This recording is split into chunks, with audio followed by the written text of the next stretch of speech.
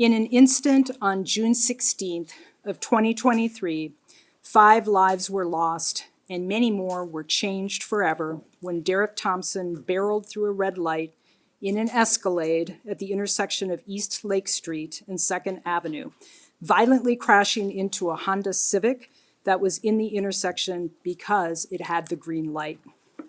There were 5 young women in that car who were killed instantly in this horrific crash. Sabrine Ali. She was the youngest of the group of friends at just 17 years old. She had recently graduated from Edina High School and was getting ready to go to Augsburg to study medicine. She hoped to become a physician's assistant, and she was also a diligent caretaker of the Dar el-Farouk Mosque. Siham Odawa. She was 19 years old and was a student at the University of Minnesota, where she was taking summer classes, studying computer science, and she hoped to become a software engineer. Sara Gasadi. She was 20 years old and in her 3rd year at the University of Minnesota, Rochester, where she was a straight A student. She was studying pre-med with the hopes of becoming an orthopedic surgeon. Sugal Hersi. She was 19 years old and a student at Minneapolis Community and Technical College, and she was working to transfer to the University of Minnesota. And Salma Abdikadir. She was 20 years old and a student at St. Paul College, where she was pursuing a degree in psychology with hopes of becoming a therapist. She also taught young children about the Quran and Islamic studies at the Dar el-Farouk Mosque. These young women were all friends, and they were bright lights in their families and community, consistently described as empathetic and kind. They had been together preparing for an upcoming family wedding, running errands and having henna applied. Within the Somali community, weddings are incredibly special and sacred. I think about those young women who had just gotten their henna designs on their arms to adorn themselves before celebrating the growth of their tight-knit family. How excited they must have been to show off the intricate patterns to their loved ones. I think about the outfits they must have planned to wear, probably meticulously planning the details of their jewelry and their makeup for days. I think about the laughs they probably shared together, how full of life they likely were on that faithful night. I've watched the video a number of times, particularly the video across the street from the McDonald's. And you can't see the Escalade, but you can see the Honda Civic. And every time I watch it, in my mind, I see the Civic, and it's almost to the other side of the intersection. And there's this hope in my brain that they're going to make it to the other side. But they didn't. And that was because of Derek Thompson. They should have made it to the wedding they were preparing to celebrate. They should still be with their loved ones. I think about their loved ones, many of whom are up here with me. How they should have been celebrating a wedding, but instead had to mourn the unthinkable loss of 5 young women with bright futures ahead of them. The actions of Derek Thompson resulted in a tragic loss whose magnitude will forever ripple throughout our community. Earlier today, Derek Thompson was convicted by a jury of the following charges: 5 counts of 3rd-degree murder, 5 counts of criminal vehicular homicide, culpable negligence, or gross negligence, and 5 counts of criminal vehicular homicide, leaving the scene without rendering aid. Sentencing will happen on July 24th at 10 a.m., and our office will be seeking a lengthy sentence to hold Mr. Thompson accountable and ensure he cannot hurt anyone else in our community.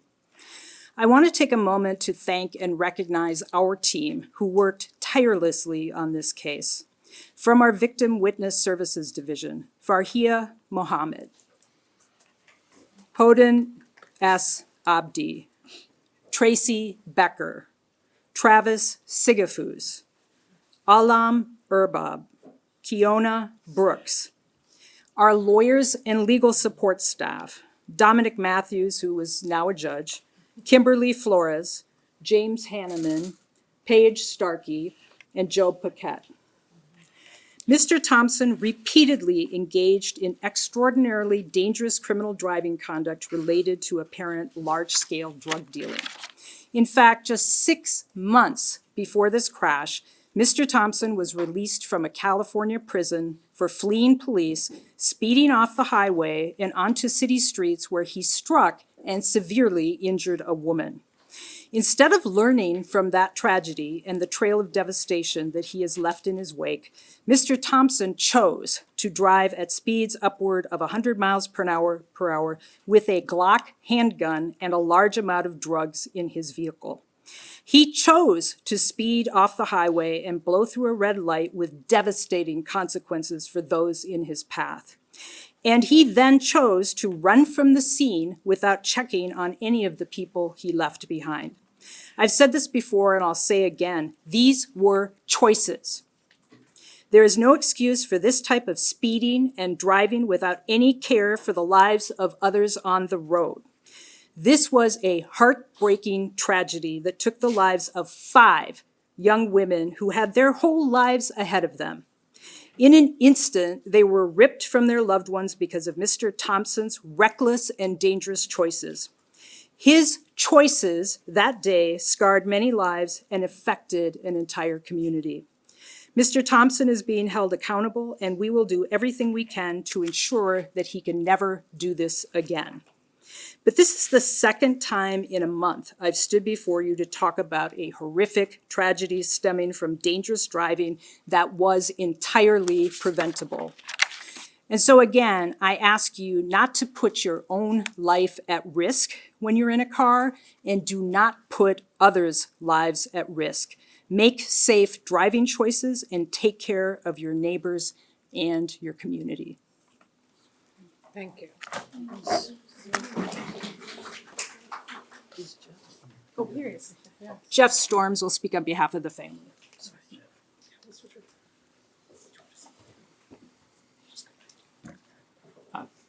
My name is Jeff Storms. I'm very humbled that the families would even ask me to speak in light of something so extraordinary.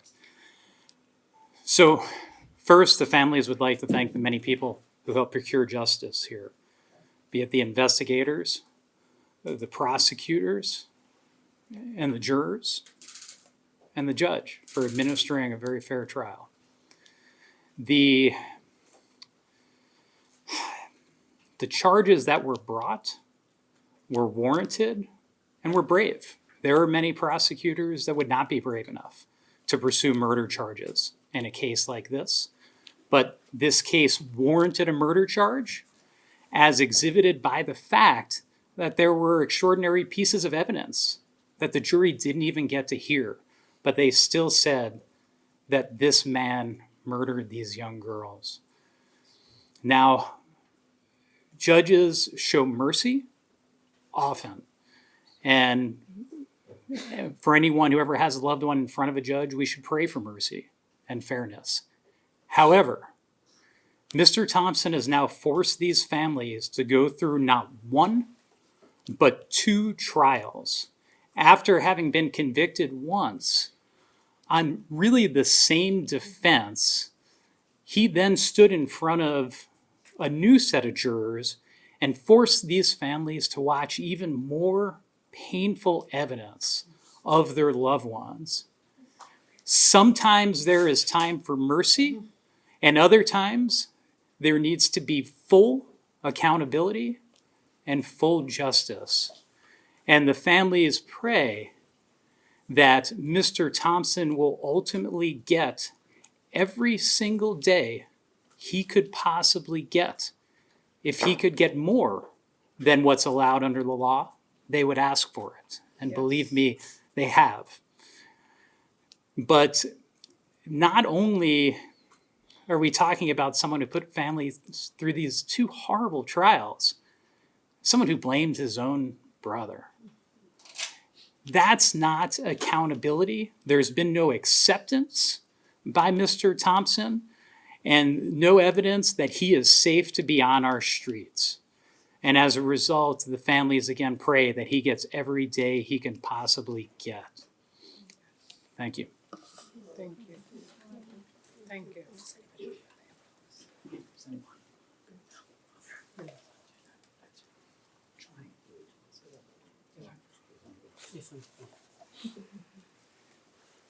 I'll just be very brief.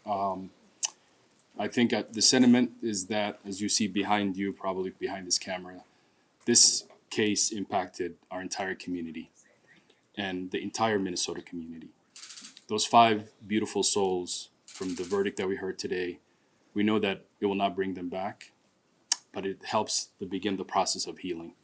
And as someone who has visited with these families and been with these families, the resilient families who have been praying every single day for their daughters and keeping as a community together. And so I want to thank the incredible jury. I want to thank the incredible team from Hennepin County. I want to thank everybody who played a role in this. And I want to just remind the judge and other people, Mr. Thompson committed the same crime once. He was given an opportunity to change his ways. And 6 months later, he did exactly the same thing. But this time it cost 5 families, an entire community to lose 5 young people who would have been so promising for all of us. So today is the day of Eid, a celebration for our community. We celebrate Dhul Hijjah.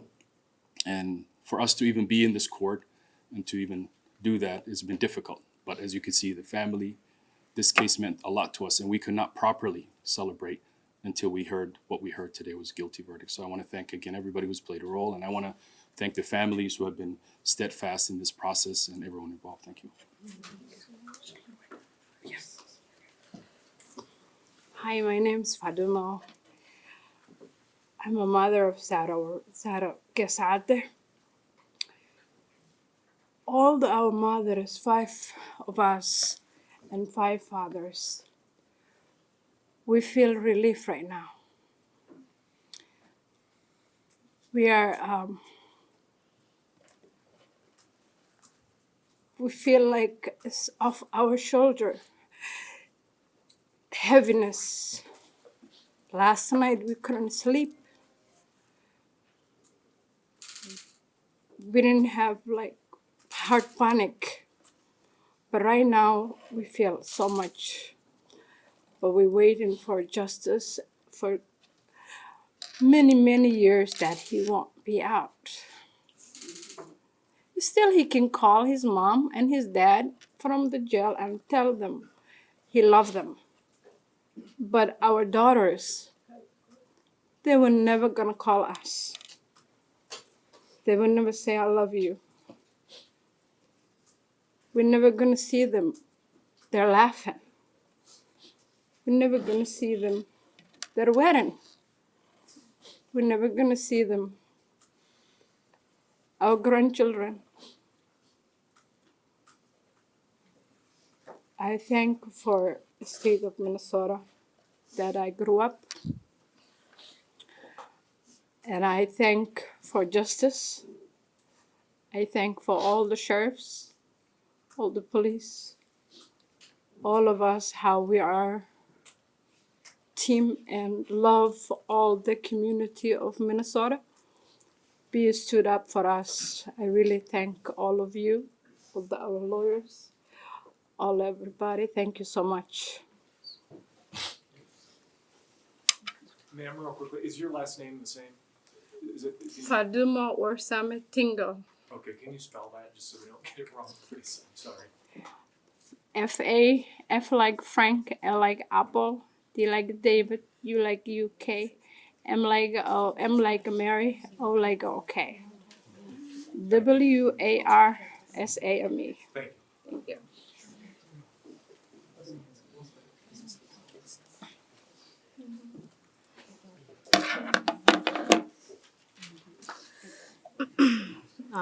My name is Yusra Ali, and I was best friends with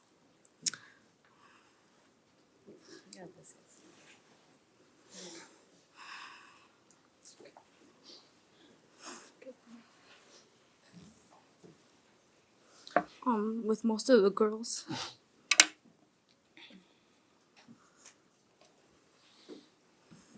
It has been almost 2 years, filled with immense pain and a deep sense of injustice. Today's verdict has finally given our families a sense of relief. Still, the trial over the past 2 weeks forced us to relive the trauma and heartbreak we have carried every day. This is a bittersweet moment for us. While we are grateful for the accountability, nothing can undo the loss of Sahra, Siham, Salma, Sagar, and Sabrin.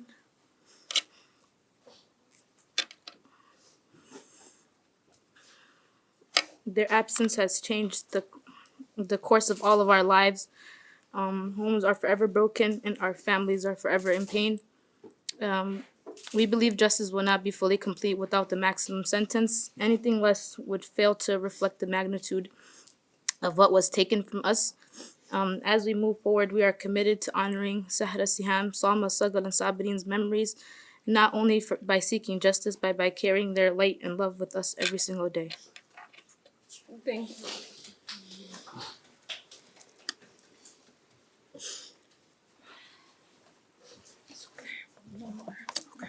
Questions?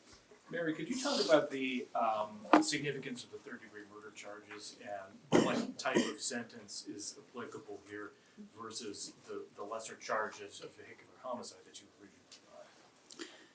So the question was about the significance of the third-degree murder and sentencing. As Paige Starkey said, actually in another room, sorry about that, we think very deeply about whether to enhance charges to third-degree murder. And there have to be special circumstances there. And in this case, we felt that there were, particularly the prior crash in California where Mr. Thompson crashed into a car and severely injured a woman.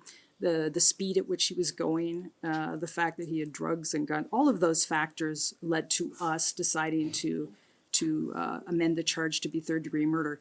Now, there will be a lot to sort out at sentencing because, as you all know too, we asked for what are called Blakely factors, and the jury found those. And so that would allow the judge to depart upward to give a greater sentence because the jury found that there were some factors here that made this particular situation more egregious.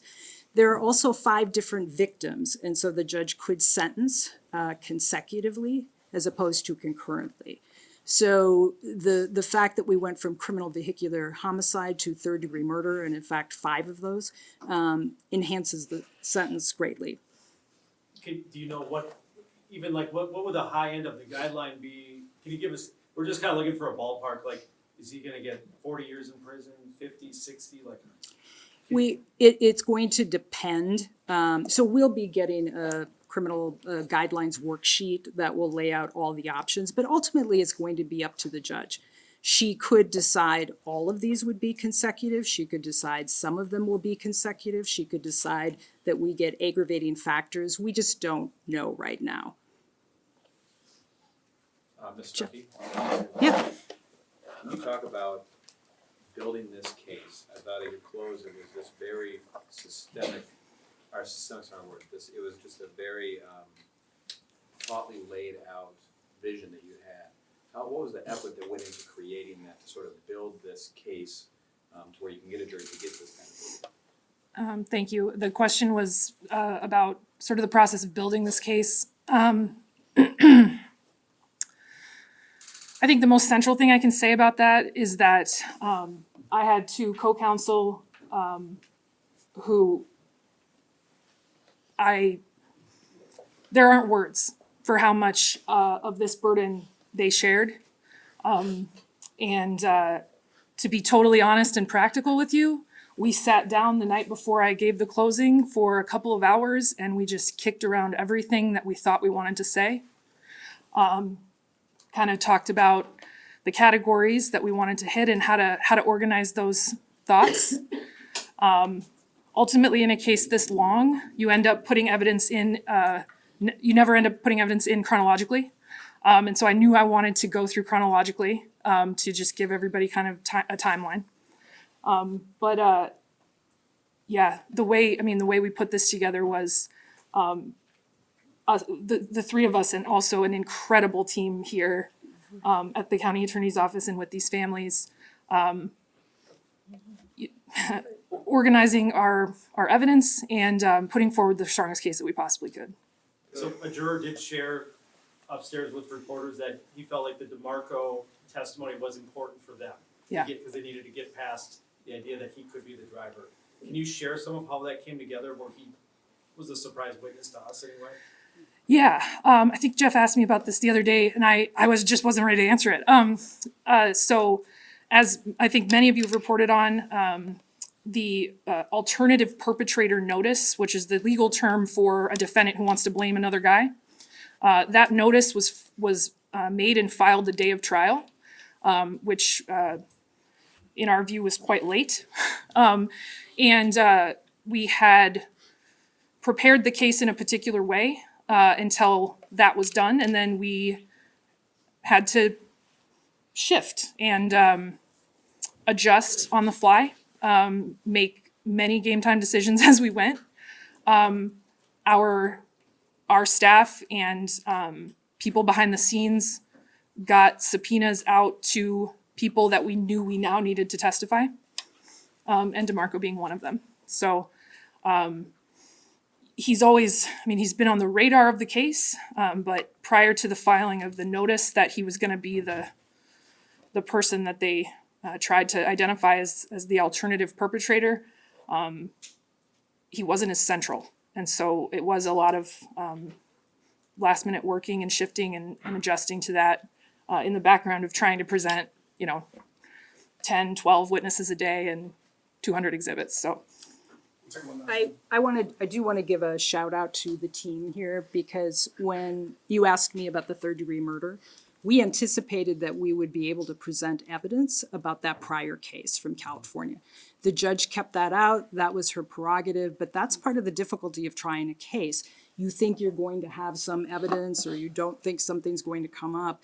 And I just have to say, this team did a remarkable job adjusting to everything in the trial as surprises popped up. The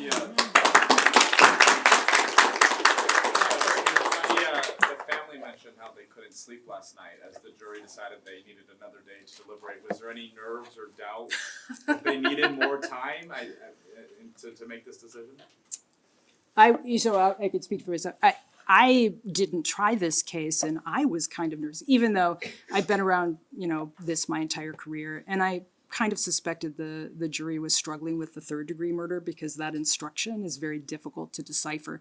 So not really being more tangential here, I was nervous about it. Paige, do you want to? I don't think there are words for what the last 24 hours have felt like. I would struggle to think of a case that meant more to me personally as an attorney, as a prosecutor. This is my career. This case has hit me in the heart since the beginning. I can't speak for these guys. I didn't sleep a whole lot. I will also say, though, that this was a very thoughtful jury. And that was clear, I think, throughout the case. This was a jury who took their job very seriously. And this was a long trial with a lot of exhibits and a lot of counts. And so I wasn't personally surprised that they needed a night to sleep on it. That's reasonable. And I think it reflects their thoughtfulness and the kind of their awareness of the gravity that they brought to their job here. So we do thank them. Thank you.